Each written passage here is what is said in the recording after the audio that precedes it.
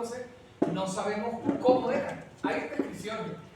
Te vas a 1821, Diario Mercantil de Cádiz, y te narra cómo una agrupación mixta, ojo a ese dato tan bonito, mixta, es decir, una agrupación de hombres y de mujeres van cantando canciones patrióticas y canciones del país.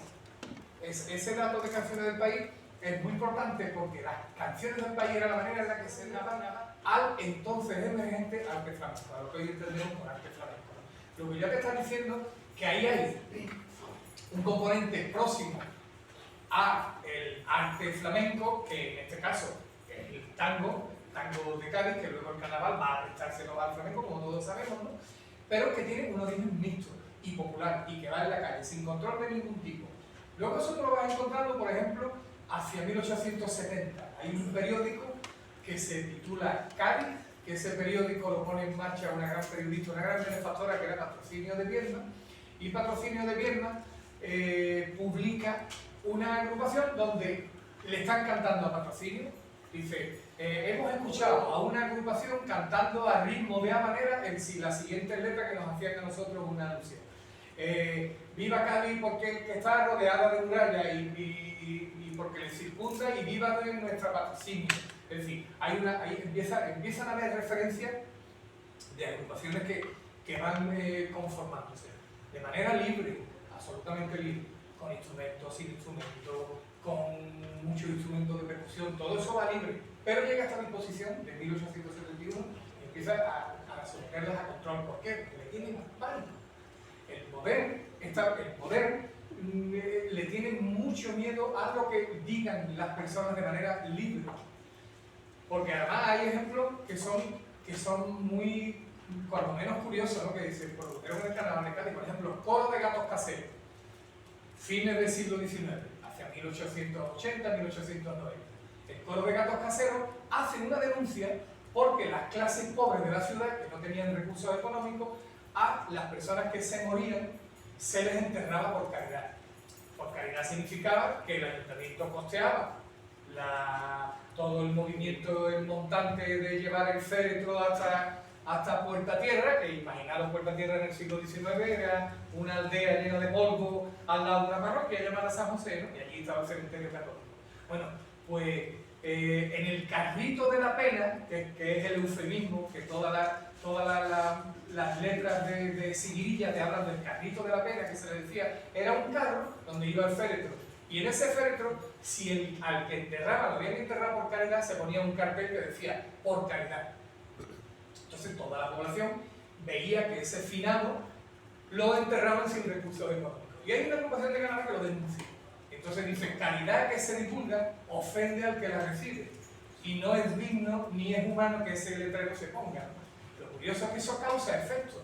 Entonces eso nos hace una idea de cómo la fuerza y la importancia que tienen todas las voces anónimas que empiezan a ponerle punto y coma a todas las oraciones que sean. Yo creo que un ejemplo muy claro de cómo debió ser ese carnaval tan potente, tan libre, es el actual carnaval que tenemos en la calle.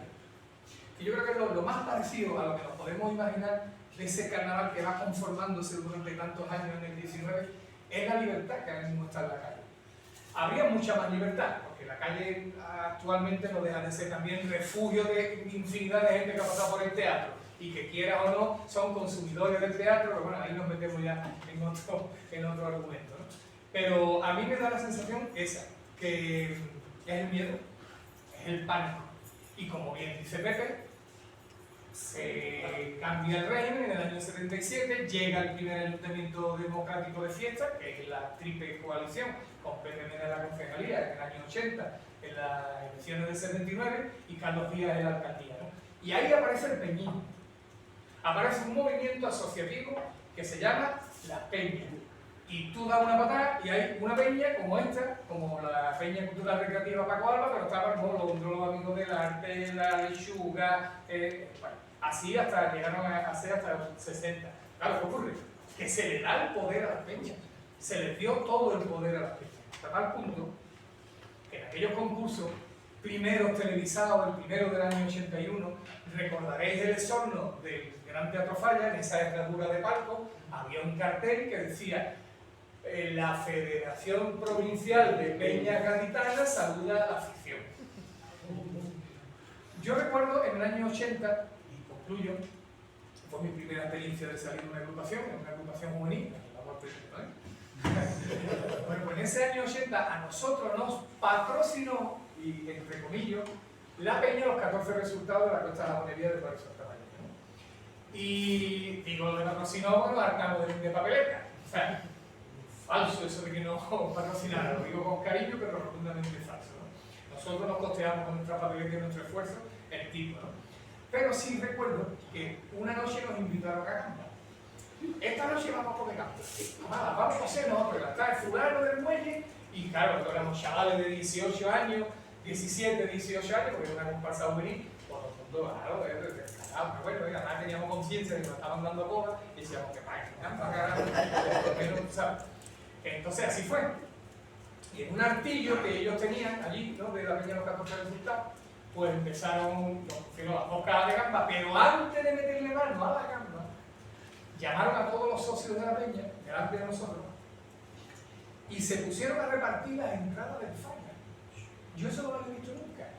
Y yo me quedé alucinado, en colores. O sea, además, ellos tenían en la mesa, ¿no?, tenían de distintos colores, ¿no? El lunes azul, el martes verde, el miércoles colorado, así, ¿no? Es verdad que era un concurso más pequeño, estamos hablando de 1980, años de Caleta, de los shows del Altiplano, de Cuba, del Cabonazo de Cuba, del coro Los Pequeños Cantores de Viena, del cuarteto Mario Carnero y sus muñecos, etc. ¿Vale? Entonces, juvenil e infantiles concursaban con los adultos y el concurso duraba como mucho 12 días. Eso no duraba más, porque, en fin, no era lo de venir. Pero lo que vengo a referir es que ellos, al ser peñas y formar parte de ese engranaje de la Federación de Peñas Gaditanas, tenían entrada. Entonces yo recuerdo que se ponían, venga, para el lunes, ¿quién quiere para el lunes? Yo quiero 4 para el lunes, venga, Juani, 4 para el lunes. Para el martes, espérate, el martes ¿quién canta? Los simios. Yo, no, pero espérate, el martes es los simios de 94. Y nosotros, yo estaba viendo aquí y decía, esto es tremendo.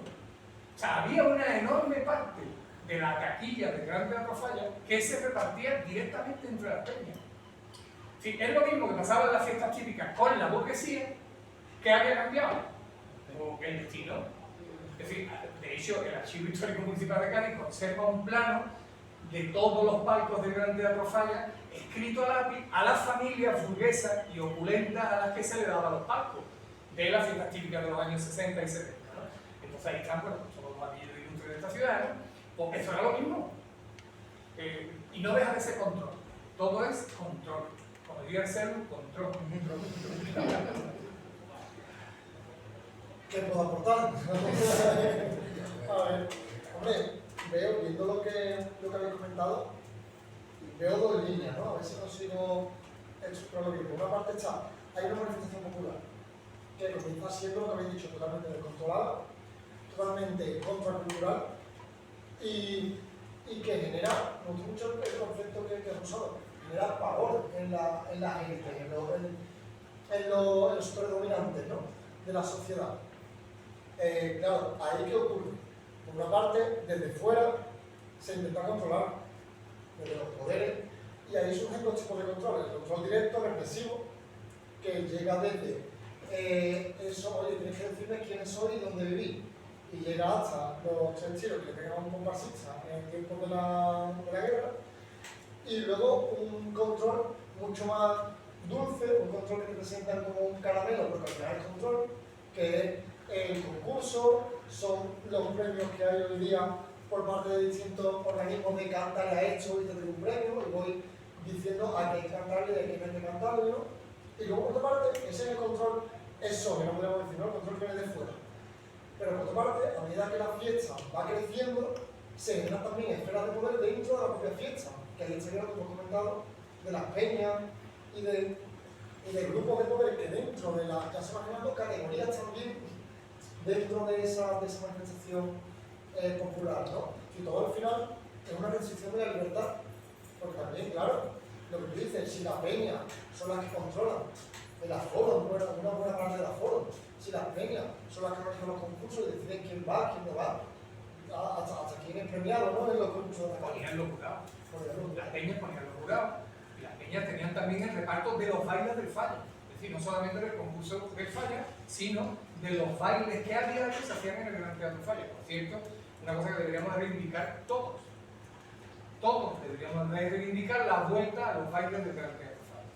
¿Por qué? Pues porque esta ciudad los tenía desde hace 200 años, de manera ininterrumpida, en todos los coliseos de esta ciudad, y eso lo conocen desde mejor que yo, todos sin excepción, Teatro del Balón, Principal, el Teatro en Lava, el Teatro Circo Gaditano, todos se efectuaban los bailes de máscara, que es una de las grandes herencias que nos vino del carnaval italiano, ¿no?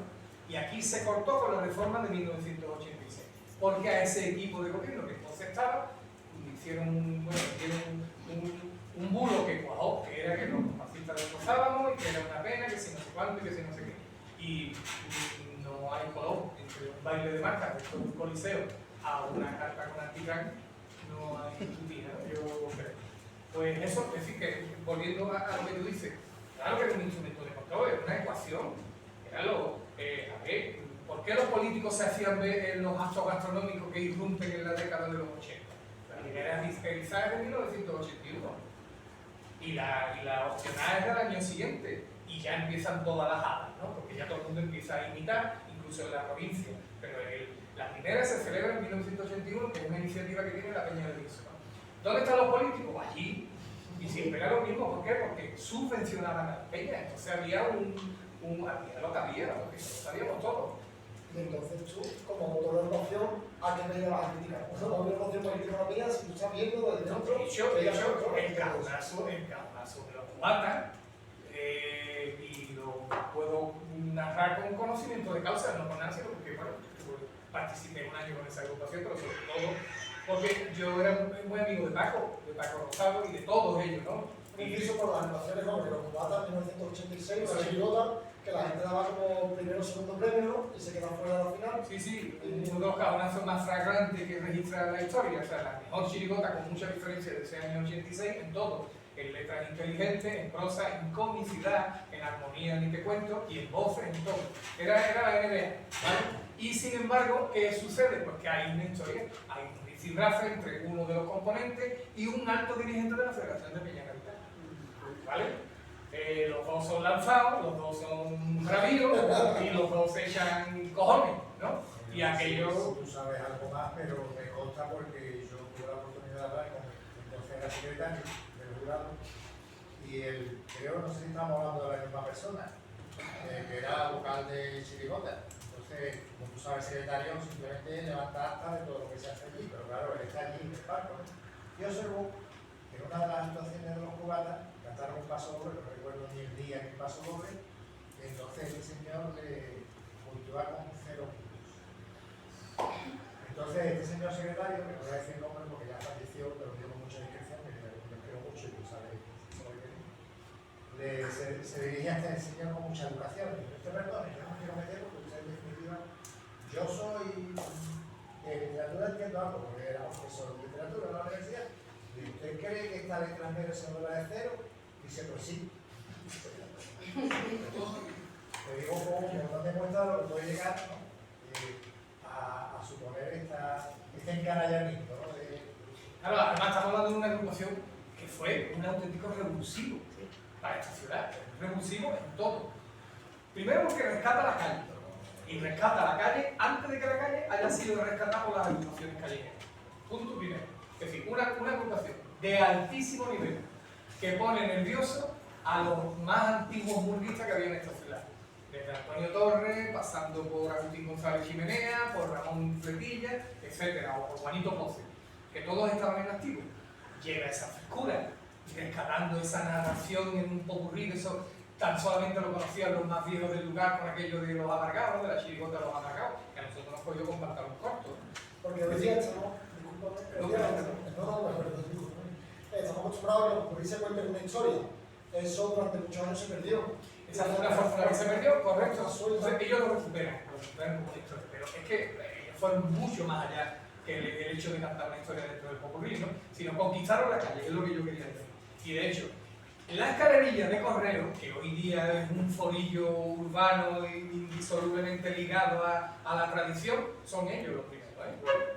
Son ellos los primeros que se suben y dicen, señores, a la calle. Renuncian a todos los contratos, siendo un primer premio brutal y a todas luces conseguido, ¿no?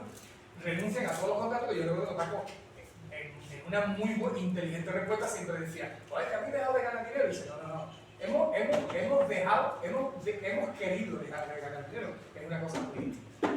Usted trabaja en astillero, el beso también trabaja en astillero, Caracol trabaja no sé cuánto y fulano no sé qué. Nosotros nos mueve nuestro ideal. Nuestro ideal es la calle. Y esto se concibe para la calle. Y encima fueron con sus mujeres. Digo lo de encima como muestra de darle un guiño de incorporación, ¿no? Entonces iban los cruzados, las cruzadas y los cruzaditos, ¿no? Eso se ven en la cabalgata, se vio en la calle. Fue una auténtica conquista. Absoluta, ¿no? Y yo creo, bueno, sin temor a dudar, que fue la chirigota de la década conjuntamente con la de los borrachos y la revolucionó todo, en ese sentido. ¿No? Y esa chirigota lo que ocurre es, claro, para que seamos conscientes, ¿no?, de dónde llega el poder y la manipulación, podemos decir, de la fiesta, ¿no? De que al final tú tienes una chirigota que consigue todo eso, que tiene ese peso. Luego, además, por supuesto, lo artístico del año de los cubatas, la carrera artística, tiene un problema con alguien de la Federación Provincial de Peña y se va de la final directamente. O sea, se queda fuera de la final ante el clamor popular que supone, porque solo hay que ver los vídeos que son los obvios de la final del 86, de que se pedía que los cubatas estuvieran ahí. La gente era consciente de que era un caso flagrante, ¿no? Y claro, y hay también otro medio de control, que en esta ocasión se cumple de las peñas, que es el de los jurados. Hace 2 días estuvo aquí Miguel Chapa y él hacía hincapié en la importancia de la labor del jurado, ya no porque premia un año, porque al final, bueno, yo no sé creo que yo, ¿no? El disgusto, la satisfacción del premio se te va al día siguiente, ¿no? Pero porque marca tendencia de lo que se debe y lo que no se debe hacer. En un carnaval en que además cada vez más los premios tienen más importancia y son más dominantes. Porque cada agrupación se presenta al año siguiente con la carta de lo que ha hecho el año anterior. Claro, lo que pasa es que también, por ejemplo, disculpa que te interrumpa, uno de los grandes tópicos que todos nos pagamos, no, es que ahora lo están compensando, como el año pasado le dieron el cadonazo, no. Un jurado nuevo, ¿cómo va a asumir los supuestos errores de un jurado que no conoce? Eso es una tontería soberana, es tontería de babero de punto de cruz. O sea, no, razona un poquito, picha.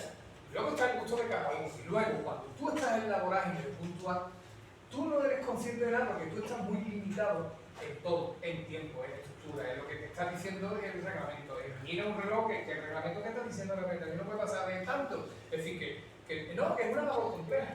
Y que luego, hombre, bueno, el papel es flagrante. Es decir, y como eso se han dado así de caso, ¿no? De jurados que han firmado con la huella, ¿no?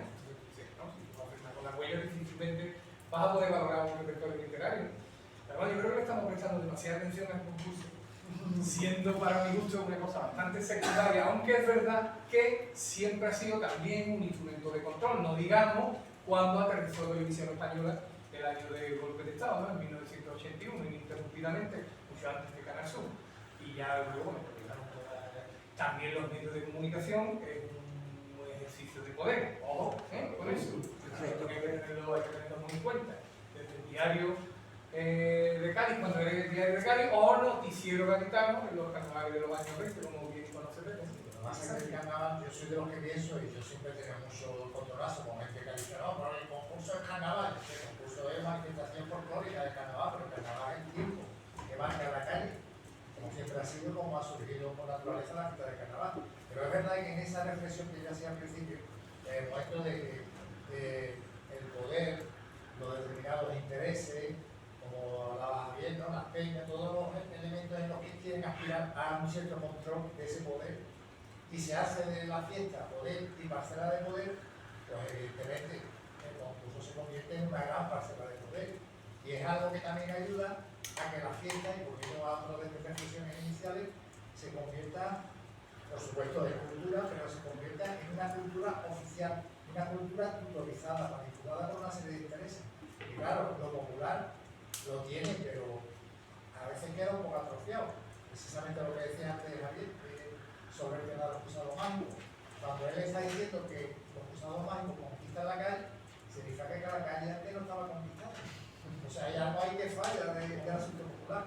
¿Qué es lo que pasa? Que todo lo que, bueno, no solamente el concurso, sino todo lo que es la interpretación del concurso, evidentemente el concurso de ahora no tiene nada que ver con el concurso de hace 30, 40 años. ¿Por qué? Porque son otras cosas, lo que pesa sobre todo, aparte del jurado, que bueno, podríamos hablar también de debate del jurado. Y yo creo que el problema del jurado no es el jurado en sí, el problema es quién pone al jurado, porque es el que marca prácticamente el criterio. Porque, claro, es que entiende que un perfil lo tiene y lo va a hacer. Pero en el tema, por ejemplo, del concurso, yo creo que una de las cosas que más pesan hoy en día son las redes. Las redes que son las que están, yo no sé si decir envenenar, porque a lo mejor sería demasiado racional, pero sí definen mucho, encauzan mucho lo que es el concurso. Porque como en las redes, yo afortunadamente no soy amigo de las redes, pero me importa el peso que tienen las redes y el peso que tiene sobre todo la gente joven, ¿no? Que son los que marcan un poco la pauta. Y a partir de ahí se hacen auténticas, como diría el pobre Lama, ¿no? Corrientes de opinión, pero yo diría especulaciones, ¿no? Especulaciones de opinión, que todo eso en el fondo lo que hace es que, bueno, que trampa y envenena lo que es ese auténtico sentir popular y que, volviendo otra vez a la alusión de Javier, yo creo que en la calle, de alguna forma, está brillando esas presiones, esos estrés que tiene el carnaval. Las redes, creo que, hablando de medios de control del carnaval, hablando del poder en carnaval, las redes juegan hoy día más fundamental porque yo creo que las redes suponen ¿cómo decirlo? La hiperextensión del control sobre todo lo que es el carnaval, porque las redes son omnipresentes, las redes están en todo, en todas partes. Cante lo que cante, también hablábamos con Susana el primer día, cante lo que cante, en el lado del cante siempre hay como una cámara, y eso te somete a la opinión pública, pero ojo, a una opinión pública que es distinta seguramente de la opinión pública que había décadas atrás, porque yo creo, al menos lo que yo percibo, que se ha disociado mucho al intérprete del espectador hoy día. Yo creo que antes, quiero pensar, no sé, me corregí si no es así, había una mayor homogeneidad entre la gente que consumía y hacía carnaval, porque antes también la participación en la calle era mayoritaria en, ¿cómo diría yo? Yo qué sé, algo fácil. La gente hoy día, una gran parte de la gente hoy día no se disfraza en la calle. No forma parte de la fiesta del evento, se forma parte de la fiesta de muchos ámbitos, ¿no? Se forma parte de la fiesta cantando, interpretando, escribiendo, se forma parte de la fiesta disfrazado, tirando a la calle, tirándose serpentinas. De hecho, en el siglo XIX no era el saquillo, todas estas cosas. No hace falta ser una agrupación para ser parte fundamental del carnaval. Otra vertiente complementaria, no solamente la agrupación, la participación en disfraz, lo que era el espíritu carnavalesco llevado a la calle. Luego formo parte de la transgresión. O sea, yo cojo una identidad distinta, yo me he visto de animal, me he visto de mi sexo opuesto, porque forma parte de la transgresión del carnaval. Después, en el carnaval había otras cosas, que eran las agrupaciones. Pero bueno, que al final se ha monotonizado. Todo se ha convertido en agrupaciones y volviendo a lo que tú has dicho, de tomar mucho el concurso, todo se ha convertido en concursos. Demasiado. Es que yo creo que además es que esto está sobredimensionado. El concurso está sobredimensionado y hemos creado héroes, hemos creado monstruitos, absolutamente intolerables. Y gente que se legitima diciéndolo todo a través de un repertorio, pero luego es puño de hierro y mandíbulita de cristal, no voy a fichar. Si tú pegas, si ves. Y si no, si tú no estás dispuesto a encajar, no ves. Esto es así de claro. Es decir, si tú te subes a un escenario, primero vas a concursar. Atenta a las consecuencias. Claro, si no concurses, tienes opción de la calle que es libre. Eso está más claro que lo que. Volviendo a los concursos. Curiosamente, hay concursos que nacen en el 19 buscando esto, buscando la notoriedad de la participación, del interés que tienen determinados gremios. Pongo un ejemplo. Calle Cristóbal Colón. La calle Cristóbal Colón, entonces, en el siglo XIX, estaba muy, o no muy alejada, algo alejada del circuito tradicional. ¿Cuál era el circuito tradicional? San Antonio, Ancha, Palillero y Columela, ¿vale? Ese era lo que la carrera oficial. En el carnaval era exactamente igual. Ese era el centro neurálgico. Ojo, no lo era la Viña, ¿eh? La Viña es un mito que vamos a construir después. Ese es otro tema. Si queréis, luego entramos. ¿Vale? Ya puesto a abrir citas, ahí tenemos otro. El centro neurálgico era ese: San Antonio, Ancha, Palillero y Columela. ¿Qué le sucede a los negocios de la calle Cristóbal Colón? Que ahí no pasa ni el cookie. ¿Qué se les ocurre? Vamos a hacer un concurso de comparsa, que era como se denominaba de manera genérica a todo tipo de agrupación que se agrupaba como le daba la gana. 7, 8, 9, mixto, no mixto, guitarra, con bombo, con lo que te dé la gana. Con esa libertad que nosotros actualmente hemos perdido, y de qué manera. Entonces, ellos, claro, son listos, los que viven ahí, o sea, los que tienen los propios negocios, se ponen de acuerdo y dicen, yo, es un escote, una especie de cadicentro, del siglo XIX, ¿vale? Y dicen, vamos a hacer, ¿qué hacen? Lo anuncian en prensa, principales periódicos de esa época. La Palma de Cádiz, Diario de Cádiz, El Liberal, no sé cuánto. Y entonces, en la calle Cristóbal Colón, en la casa número tal, el día cual, lucirá una bandera en el balcón. Debajo de esa bandera citamos a todas las comparsas a que acudan, porque habrá numerosos premios, un primero, un segundo y un tercero. Y bueno, pues ahí hay un precedente de un concurso de agrupaciones donde las comparsas conjuntamente con las tunas concursaron. Porque ese aspecto es muy importante no perderlo de vista. Esto era tan sumamente heterogéneo que tenían cabida las estudiantinas. Y estudiantinas y comparsas, pues, concursaban. El componente social, apunto a Javi, que era un componente social distinto del carácter popular de las agrupaciones, porque las estudiantinas estaban formadas por jóvenes de clases medias, que son los que podían estudiar, formar parte de las tunas o de la... Claro. Y de hecho, un elemento que la tuna va a cederle a las agrupaciones de carnaval es muy fácil incluirlo en los documentos de cuerda. De hecho, las primitivas comparsas son de percusión. Y hay notas en la prensa que te describe cómo era la percusión. Y eran guiro, el famoso rascador, este calabazo rayado, ¿no?, de cubano o latinoamericano, y incluso una especie de crótalos, que eran como dos almejas que se frotaban, como hacía el Bojina, el cantador que te cogía dos piedras y bueno, los más mayores. Y luego se meten los instrumentos de cuerda. Claro, eso es una simbiosis.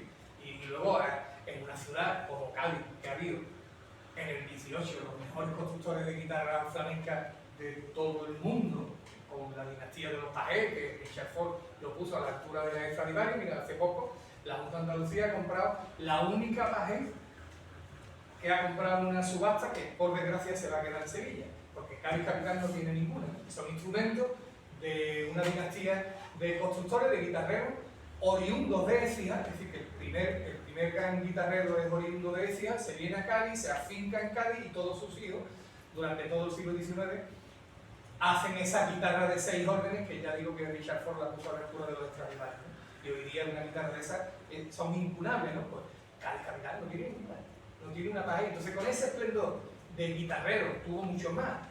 Tuvo otra dinastía de guitarreros muy famosos, aparte de los pajes, ¿no? Los Guerra, los Bonichi, los Benedí, etc., todos de Cádiz capital. Pero a eso se le suma la gran escuela de tocadores flamencos. Es muy fácil pensar cómo de la estudiantina ese elemento va a irradiar dentro de las primitivas comparsas, ¿no? Y que, por cierto, el tío de la tiza no usa nunca el laúd. Eso lo veremos luego, si me queréis prestar atención en la charlita, ¿no? O sea que aquí es muy gracioso porque todos, a medida que nos hemos puesto muy tontos, nos hemos puesto profundamente tontos. Sí, a medida que hemos avanzado, nos hemos puesto que no nos soportamos. O sea, yo no me soporto como sociedad, ¿no? Porque nos creemos, la libertad la hemos perdido por completo, se dice todo como se ha de hacer, o sea, se ha perdido toda esa frescura y toda esa anarquía que tenía el carnaval en la calle. Es verdad que son tiempos distintos, es cierto, ¿no? Pero ahora mismo en la calle la encontramos perfectamente. Y es gracioso cómo, desde, acabo cuando estoy repitiendo, y paso enseguida, es gracioso cómo, desde esa integridad, ¿no?, de todo absolutamente hiperregulado y todo estructurado, esto a veces así, esto tiene que ir rimado de esta manera, esto no puede durar más de cuánto, esto de tanto, diciéndote constantemente qué es lo que tienes que hacer, ¿no?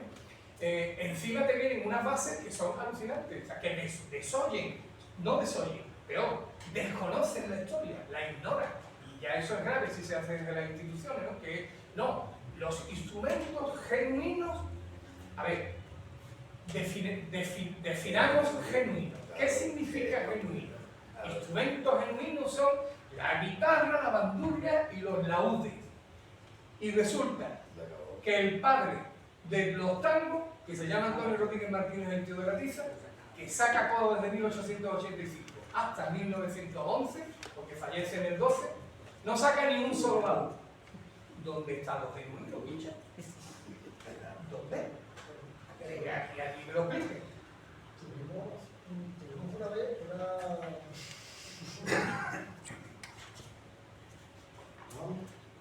Vámonos, del Girón y Paco. tenemos derecho a replicar lo que él hacía, que es la libertad de creación, ¿no? y la innovación.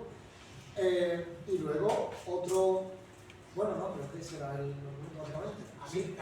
A mí que haya una libertad creativa, me parece que es continuar la línea. A veces a mí lo que me parece mal es cuando se habla desde una presunta cátedra, ¿no? Y se da esa razón tan peregrina de, no, es que esto ha sido así porque ha sido así toda la vida, pues mire, perdóname, no ha sido así. Disculpad, pero no. Cuanto a que esté abierto, pues claro, de hecho, él fue rupturista, él sube los coros a las carrozas, no lo hacía nadie, lo hace él. Y hay un precedente, y en 1892. Hasta entonces, jamás esas comparsas primitivas nunca habían estado subidas en una carroza. ¿Por qué las sube? Porque es un heterodoxo. Sí, porque es un heterodoxo y es un tío que tiene una idea magnífica, no es la única que va a tener, tiene un montón de ellas magníficas, pero empieza así y dice, vamos, espérate, nosotros estamos cantando aquí, a pie de los coquitos, ¿no? De todo el mundo. Vamos a subir una bateita un poquito, vamos a tirar 2 mulos de carga, porque entonces no había tractores, y eran bestias, una mula o 2, normalmente era una, y hacen una carroza primitiva, sube y dice, y además, no solo todo el mundo va a ver un tabladito ambulante que se está moviendo, sino que además a nosotros nos va a proporcionar la posibilidad de poner anuncios. Eso es de caca. O sea, eso es de una matrícula o no. Y la prueba está que 100 y pico de años después, pues el mismo esquema sigue, ¿no? Y ya digo, y además eso tiene su fecha fundacional. La da el Diario de Cádiz. De hecho, Santiago Moreno y yo hicimos una exposición, perdón por el autobombo, en Cajasol, donde pusimos esa fecha fundacional porque la da Diario de Cádiz. Es decir, ya el tío de la tiza tenía sus pinitos, ¿no? Había sacado 3, 4, 5, 6, 7 coros con mucho éxito. Y entonces un tal Franklin J.R. Vicía, que firmaba unas crónicas que se llamaban Actualidades, que detrás de ese seudónimo era Manuel de Martín Barbadillo, eso lo supe yo después, me costó mucho saberlo. Este era Franklin J.R., que era un cronista de teatro de la ciudad, pues narra, ¿no? Y entonces dice, la famosa comparsa que tantos éxitos ha tenido en años anteriores, que iban de no sé cuánto, de no sé qué, del ferrocarril y de esto, este año como gran novedad van ahí sornados en una carroza, o sea, van ahí subidos en una carroza y sornadas. Su partida de nacimiento, ¿no?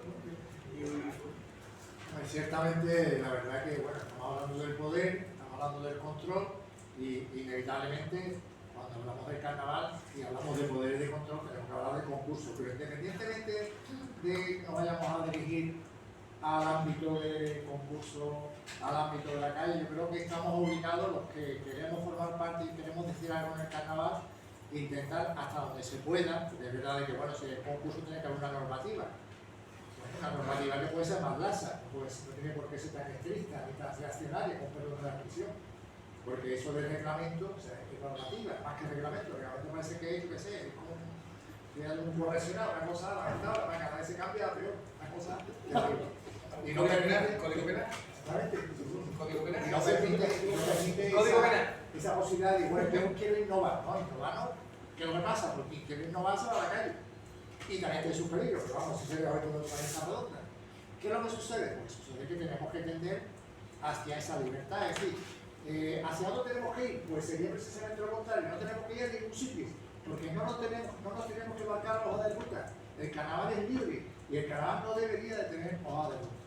Os pongo un ejemplo que os afecta directamente como gente que forma parte de los coros. Como sabéis, este año, bueno, de los coros, y yo me he quedado espantado de lo que son los coros en la calle. Espantado. O sea, espantado. Yo no sé, sinceramente, cómo la asociación Ascoga pasa por el aro de la marea en la que se han convertido los carruseles de coros. Por eso es lamentable. Controlado, con policía, a las 5 hay que bajarse, no cojan por aquí, no cojan por allí, no sé cuántos responsables con el carnet de identidad por si pasa algo. ¿Qué va a pasar, güey? Pasa algo en San Fermín, que hay toro, ¿qué va a pasar con las carrusas? Que se caiga alguien, bueno, porque no beba tanto.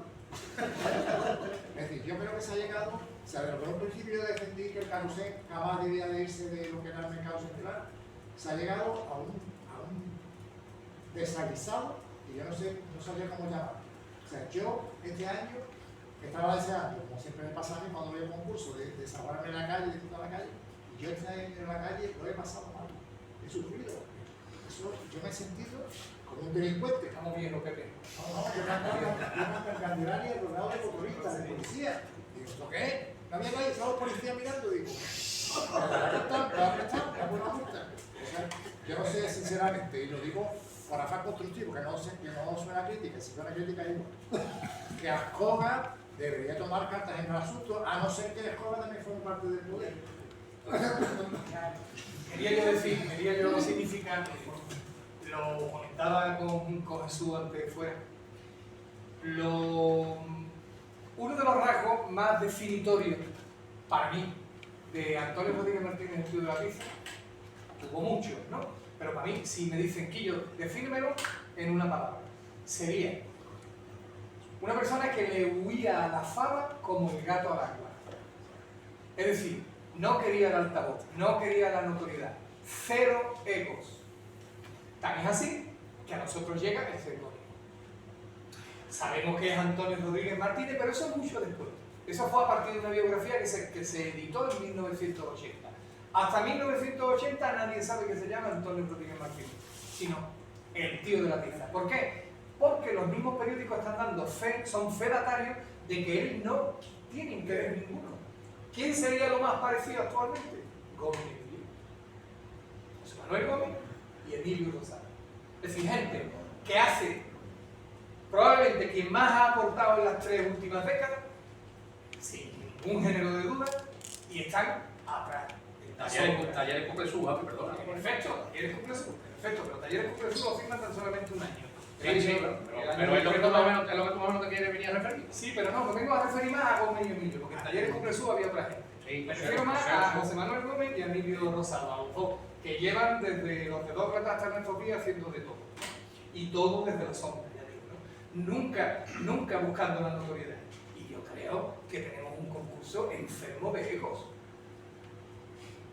Un concurso donde tú pones el termómetro del ego y es brutal. Y luego os voy a mostrar un documento como a Rodríguez, que le copia todo el mundo, le copian en Argentina, le copian en Salamanca, le copian en todos lados, le copian la zarzuela, aprovechan las lagunas del incipiente ley de propiedad intelectual, que data de fines del siglo XIX, ¿no? Y su obra empieza antes, ¿no?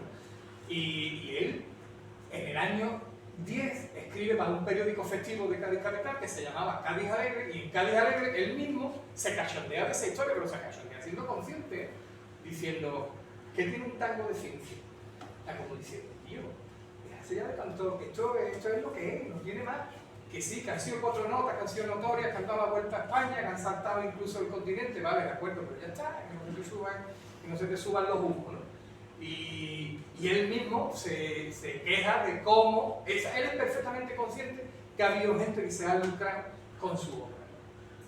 Y ya digo, eso me gustaría decir. Hay momentos de debilidad, que todo mundo tiene debilidad, todo el mundo tiene su... Cuando estaba eso también en el desierto, ¿no? Apareció el episodio de beber y de comer. Y bueno, a mí me gusta mucho dar la carga a Javier, ahí que lo ha puesto mucho también de mitificar las cosas, y a mí me encanta como sabe de buscarlo. Hay una entrevista que no sé si tú tienes conocimiento, yo no sé ni qué año fue, que la hace Pepe Benítez con el Gómez y con Emilio Rosado. Entonces yo no sé lo que pasa ahí, si Pepe Benítez tiene la habilidad de entrar en eso, se venga abajo. Y el Gómez viene a decir que es que Cádiz no le ha dado el sitio que se merece. Yo no la conozco, ¿no? Pero es malo. Pero tú la tienes, tú tienes esa. No, yo la escuché, Ah, la escuchaste, no. Hombre, yo te puedo decir, yo en ese sentido, nada más que tengo palabras de admiración, pero la voy a fundamentar. Mira, cuando ellos salen en los Dedócratas, es verdad que en los Dedócratas hay aportaciones muy colectivas que son tan conocidas que no las vamos a repetir, ¿no? Los Dedócratas tengan ese gran impulso que pegan, pero donde verdaderamente ellos se significan y empiezan a despuntar de manera muy brillante, es justo al año siguiente. Ya en la guillotina, su tango más emblemático, en el pasado octubre una gran fiesta se celebraba, cuando aquí pasan los movimientos, la pelea de astillero, que de Eduardo Santamaría tiran la nevera y tiran la olla a presión de puchero, y la policía, los pañuelos verdes no tienen cojones de entrar, porque es que verdaderamente no tuvieron un huevo. De hecho, yo recuerdo la portada de la DC, que es Cádiz como el País Vasco.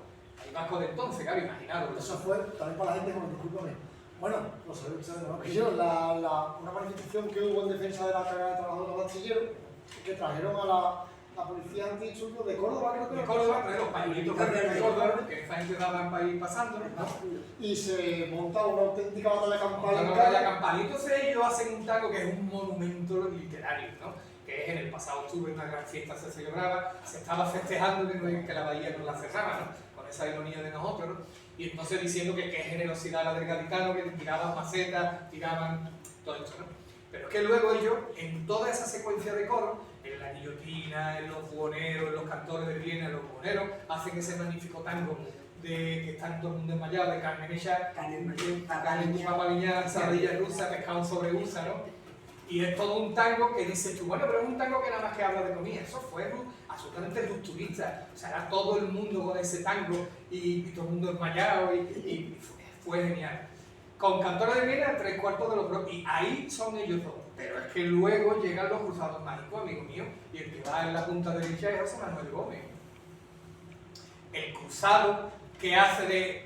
En nuestro locutorio se ha perdido un niño, dice llamarse Iván y está más perdido que el Castellón. Esa fue la primera expresión que dieron, porque entonces el Castellón jugaba en primera y iba al último. Eso coincidió en febrero del 82. ¿No? Entonces, dice llamarse Iván y está más perdido que el Castellón. O sea, fue una auténtica revolución donde colaboran todos. Colabora José Manuel Gómez, colabora Emilio Rosado, por supuesto Paco Rosado, que es el autor de la música de Pasoble, y como no, Caracol, que tiene ese sello. Como, bueno, y todo, pues allí digamos que es una cosa más colectiva, pero los fundamentales son ellos. Pero es que luego se inventan el carnaval callejero, casi prácticamente a la limón con el Lete. Es decir, irrumpe el Lete con las familiares del barrio de Santa María y ellos buscan el contracarnaval, es decir, el carnaval, buscan esa libertad que ya no están encontrando en el concurso y sacan los buscaoros.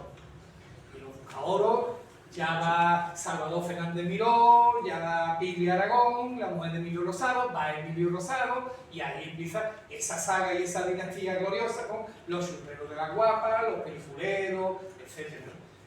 Yo creo que son dos, para mi gusto, son los dos autores contemporáneos de mayor aportación al carnaval gaditano. Con diferencia, ¿no? Con mucha diferencia. Y luego tiene lo más importante, que es, repito, el ego bien controlado. Me encantaría, quiero cortar una parte, pero no quiero. Bueno, ¿verdad? Nos queda un rato hasta la sesión de noche en la que vamos a seguir disfrutando de Javi en este caso. Lo hice. Claro, Lo he preparado, les ruego encarecidamente que no se vayan porque escuchar a Javi es siempre una maravilla, pero además va a dar datos inéditos de un trabajo que está preparando y que aún no va a salir. Entonces, bueno, van a ser los conocedores en primicia de esta información. A mí, por otra parte, si quieren nos quedamos aquí. Nosotros, mientras tú, vamos a retirar esta mesa para que pueda dar la conferencia de prensa. ¿Te sientas ahí, no? Venga. Y bueno, pediría, a Javi no vamos a despedir aún, pediría un fuerte aplauso para despedir a Pepe.